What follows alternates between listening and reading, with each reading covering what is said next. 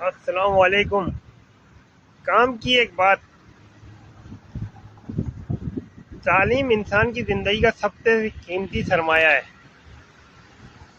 یہ وہ روشنی ہے جو جہالت کے اندھیروں کو مٹا دیتی ہے۔ علم ایک طاقت ہے اگر اس پر عمل کیا جائے۔ اگر ہم علم حاصل کریں اور اس پر عمل نہ کریں تو یہ کتابوں کے صفحات تک ہی محدود رہ جاتا ہے۔ عمل کے بغیر علم ایسا ہے جیسے چراغ ہو اور جلایا نہ جائے۔ علم کی اصل طاقت اس وقت پیدا ہوتی ہے جب اس کو اپنی زندگی میں، اپنے کردار میں اور معاشرے کی بھلائی کے لیے استعمال کیا جائے۔ قرآن پاک کی پہلی وحی میں بھی یہی حکم دیا گیا، اقرا، پڑھو۔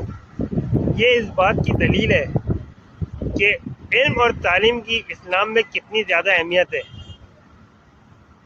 علم انسان کو بلندیوں تک پہنچا سکتا ہے، مگر تب جب اس کا صحیح استعمال کیا جائے۔ آخر میں یہ کہوں گا، ایک تعلیم یافتہ قوم اپنے ملک کو ترقی کی راہوں پہ لے کے جاتی ہے، اپنے علم کا صحیح استعمال کر کے، انسانیت کے لیے، معاشرے کے لیے اور بھلائی کے لیے۔